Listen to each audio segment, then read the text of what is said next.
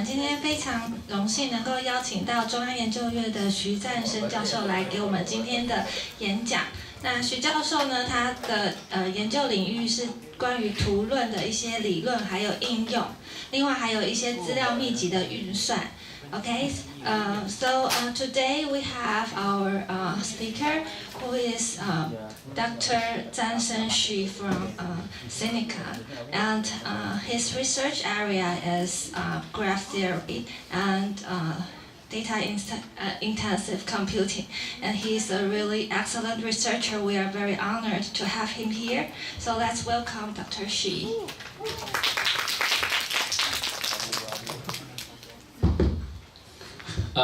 Thank you for your great introduction.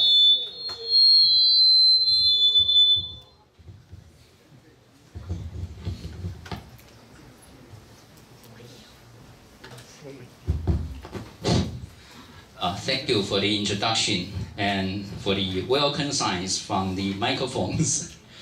I haven't been giving a speech here for a long time. And today I'm going to give this lecture in English. And I have done this lecture in both English and Mandarin Chinese several times before. The good things to talk in English will be, the talk will be shorter than the version in Mandarin Chinese because lots of joke and funny stories associated with it will be dropped. And I don't know if that's the good things or not, because without that, you will fall asleep quite easily. And I don't blame you if you fall asleep. Just be sure of two things. We are approaching December, which is quite chilly. And with the air condition on, you might catch the cold. So watch out, don't catch the cold.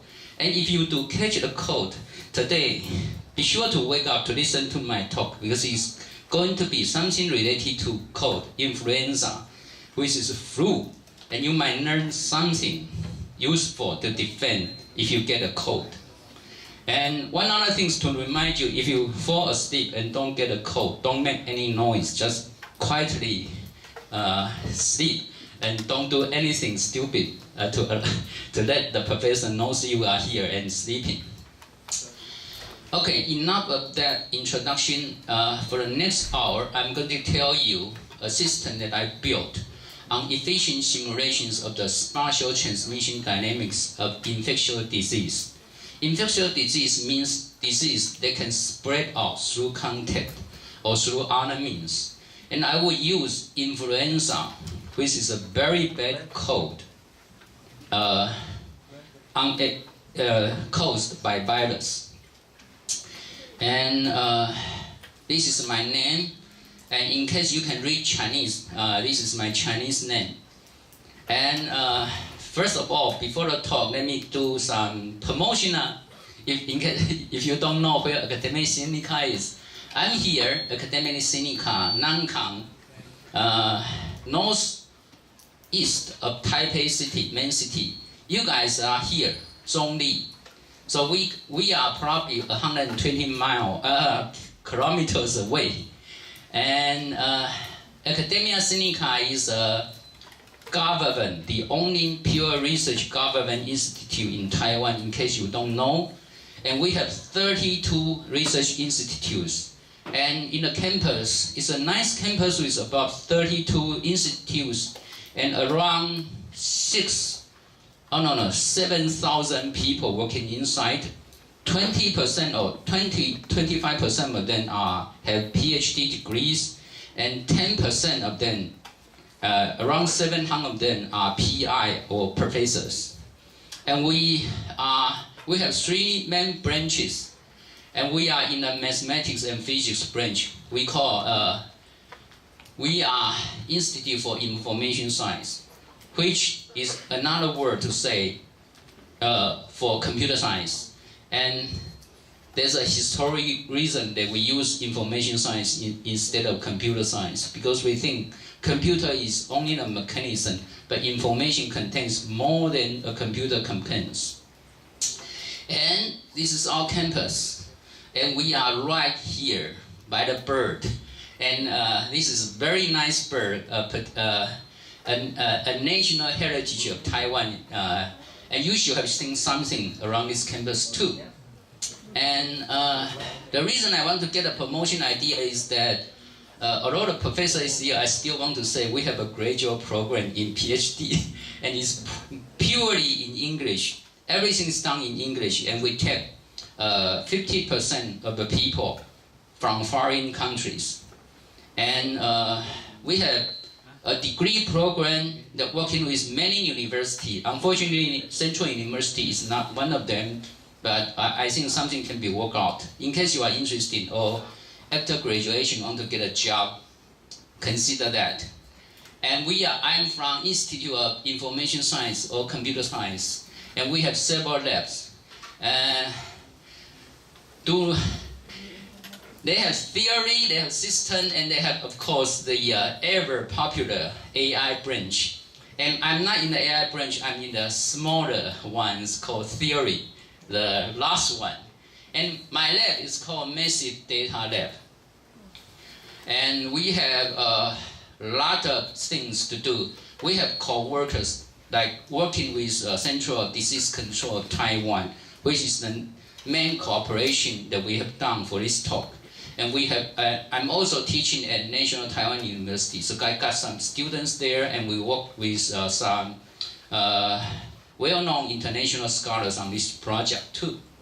In our lab, we founded in the year 2000, and our mission is to design and to implement, and we want an efficient implementation of data-intensive computing. That means computing that needs a lot of data to be working with. And if you, I don't know, are you guys like a first year graduate students here? Yeah, most of them do. If you are second year, you probably like failed last time, so it's probably not okay to ask you whether you are a second year student or not. Data intensive computing, because it involves lots of data, so that naturally means efficiency is quite important. If you have an algorithm runs in only 1 million items and then something works with like some millions of items, efficiency is a top priority here. So we do some basic research here, and as Professor Chen has mentioned, I done graph theory, I done theoretical computing, which in this project, and we have built around the kernel many applications. Like we construct a disease network. What is a disease network? Disease network means we look at all information of disease and to see if you get disease A, what's the chance of getting disease B? And if you have, currently if you got like 10 million disease and you get all the association together, it's a huge graph. And from that graph, we can identify critical medical information from. And we also do a lot of data privacy. You guys have lots of data right now online, and you don't know who are using them honestly or unhonestly. And we want to do something to protect your data, while at the same time, people with goodwill can make good use of them. And we have done some project on secure multi-party computation. And multi-party computation means that suppose there are many data owners and they want to do joint computation together and they don't want to reveal their own private data. How can they achieve the same goal without sacrificing privacy? And we also do, which is the main topic of this talk, how to do a fast simulation of a very large agent-based system. I'm not going to talk about too much right now here because that would be the main thing of this talk. And we do energy efficient computation, and we do a lot of classical computer games, which by now is quite popular right now, like because of AlphaGo. Computer Go right now has defeated the top class human, and we have done some research along that line. Of course, not as good as AlphaGo, otherwise I won't be here. I will be working at DeepMind, Google, earning big money instead of coming for a talk here. If you look at around this, those all involve lots of data. So that's called data-intensive computing.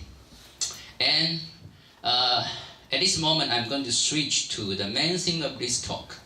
And that will be the end of my promotion materials, which is, not so fast. I was also given a job to promote our lab. We have, this talk, we have generated several papers, and many of them, in these 4 years, we got Best Paper Award in many international conferences. And like 2015, we got one for generating lots of useful data.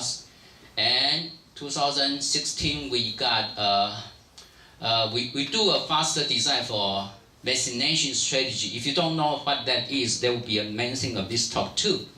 2017, we also got another, because of deep learning coming, so we merged our old system with deep learning and got another Best Paper Award.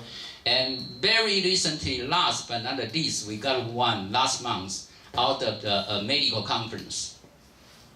Okay, that's enough of it. So I was assigned by the director, I have to do that.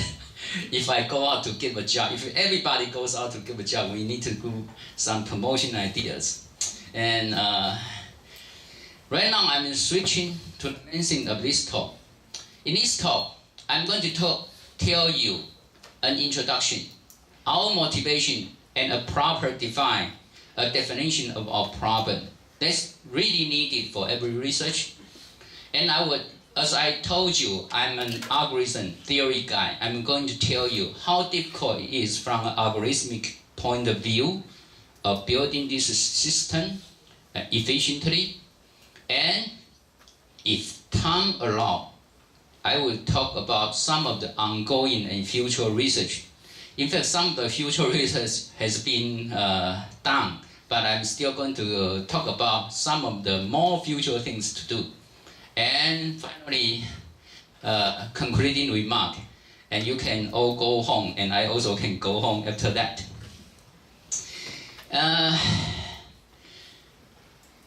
This is too many words. Let me give a figure and give you an example how the things we want to do.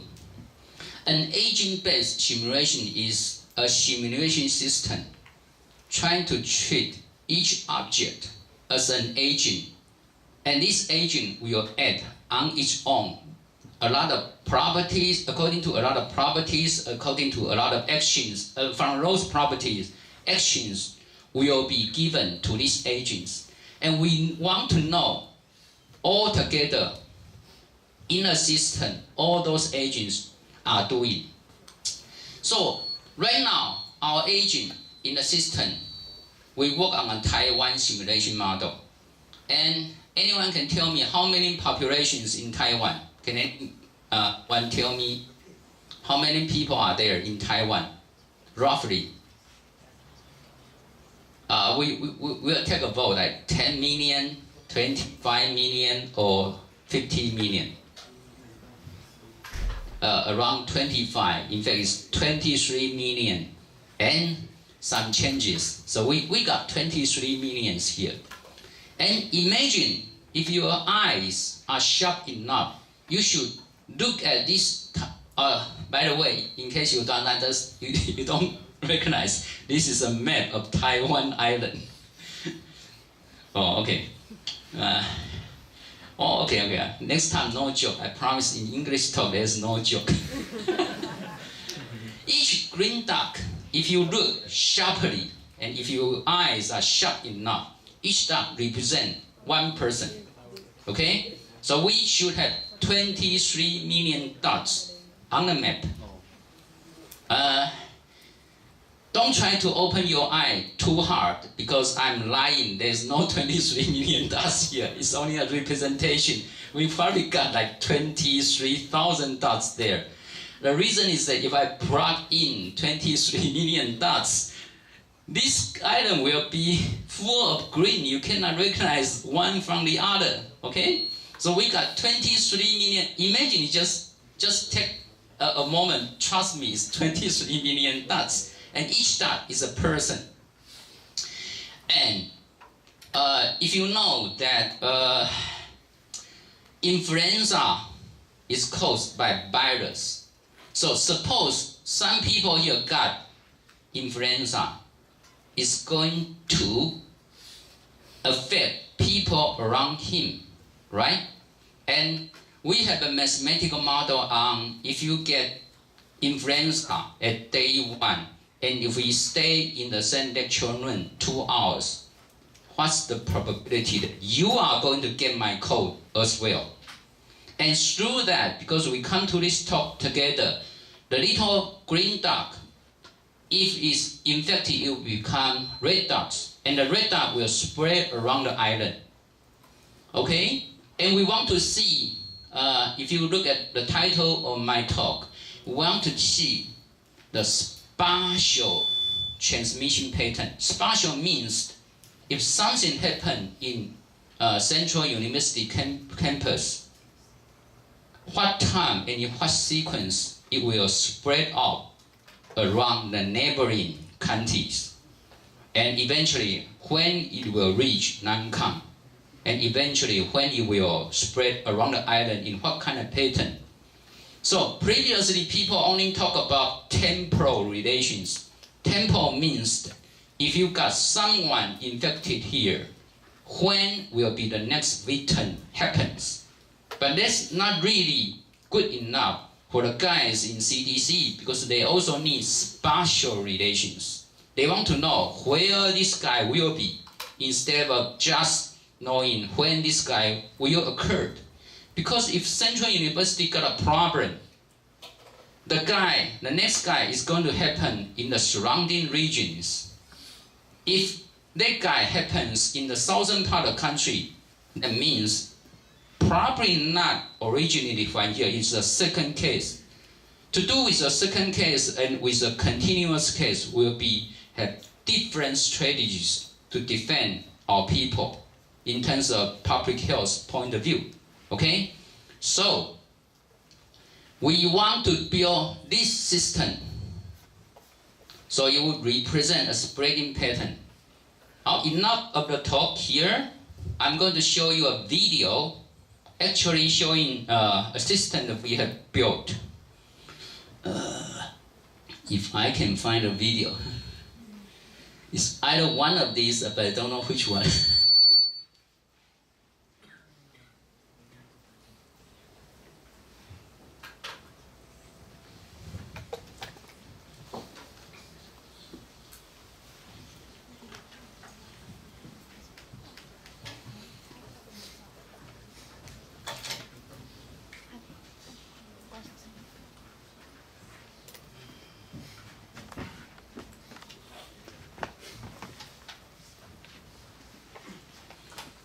Okay.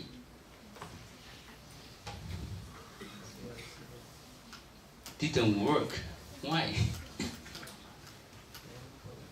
Strange.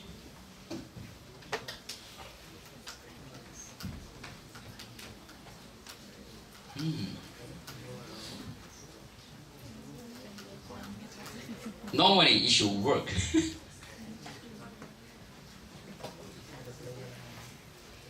Oh yeah, it works. Sorry. So we will turn on the simulation. In fact, it's turning on right now. And for green, it means okay. For red, it means really serious, contagious disease there. And these are the days. And currently, there's nothing happening. But if you look closely, some part will become red. Huh? Oh, how? Okay, see something happening here? And then it spread around the island this way. And some people tell me why it didn't go across this. This is very top, high mountain in Taiwan. Disease won't cross this way. It would only get contact with people and then go slowly.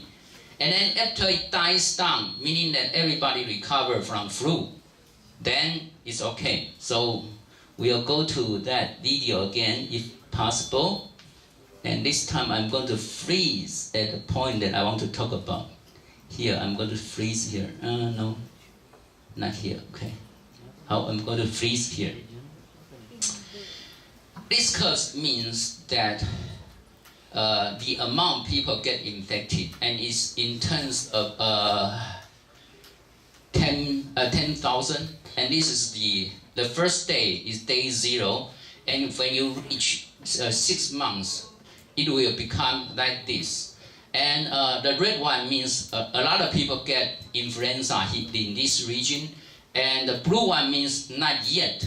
And if you look around, if you the infectious is starting from the middle part of island, it will travel around in this pattern.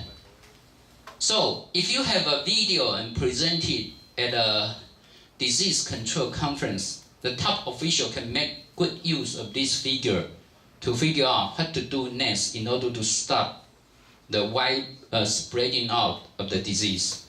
Okay, so this is in fact one of the systems that we have built to help CDC of Taiwan here.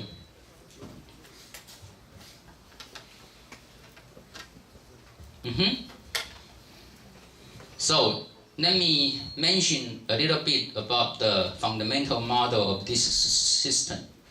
The general model is that the disease is spreading through direct contacts. Direct contact, not really I touching you, meaning that we stay within effective perimeters together. Like I come to here to give a talk, and if I catch a cold, some of you in this room is going to be affected by me. That's what we call direct contact, like within 6 feet or within 10 feet. Okay? And we use a model, a person called SIR model. SIR model means a person is either S, I, or R. S is susceptible, meaning you could be a victim, but right now, you do not have that virus. So originally, everybody should be S. You are a victim in a way. Then some people get I. I means infectious.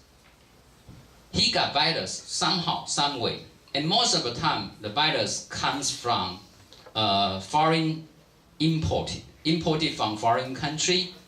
And in very rare case, we have a local virus that would affect you because of the virus mutate, and you got contact. You got contact with the mutated virus. A mutated virus is more deadly than the normal one because we are in an environment that's constantly being affected by common virus. But some mutated ones is going to get you. Or when your health goes down because of bad habits, because of there's going to be a midterm exam next week, you stay up all night playing video games, something like that. So your immune system downgrade, and the virus gets you. And this should be a real case, because if everybody stay up late at night playing video games, then our country has no future. So we only admit only certain people do that. So a very few people are in R. So you either could be a candidate for a victim, or you are the one who carries virus. And the last one would be, if you are infected, eventually you will be in R. R means recovered or removed. And I don't want to tell you what removes mean. Remove means rest in peace, go to heaven. So in time you will do that. So you either get recovered or you get removed. So we call it R. So it's called SIR model. And eventually recovered. No, so some people is coughing there, so he bless you and eventually you will be recovered. And I hope it's not removed. And every disease has a nature history, meaning that we know how long an infectious person stay infectious. In fact, for influenza, the only time you are able to infect people is when you get a fever. like the third day after a virus implanted into your body, then you get high fever. And be sure to stay at home or go to see a doctor, because when you get a high fever, that's the most likely time you are going to infect the others. Unless you really had your professor, or otherwise don't come to work, don't come to class when you are in a fever. Of course, if you had your professor too much, that's another story. You know what to do. And how long can an infected person stay sick is also we call natural history. Every disease has different natural history.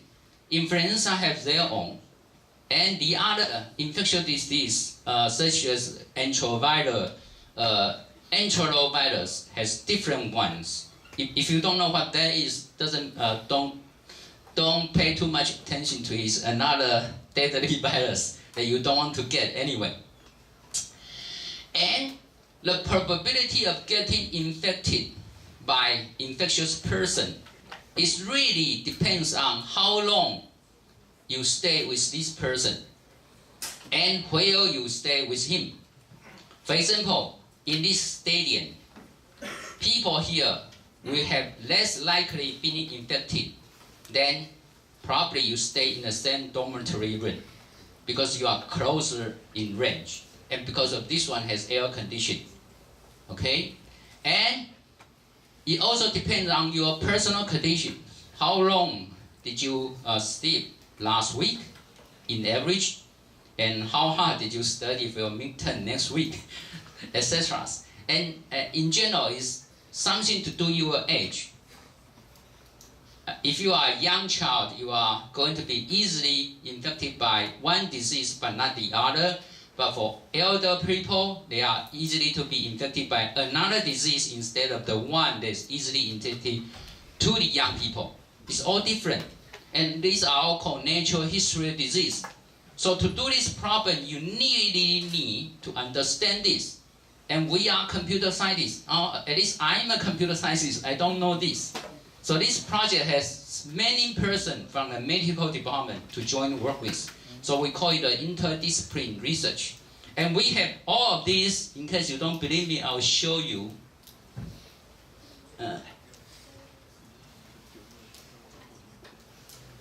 Like this is the natural history of influenza. I don't know, you cannot read that. So this looks like a cheating, but I still want you have to have it. Originally, you are here. Then how many days and how many probability you are going to the next stage?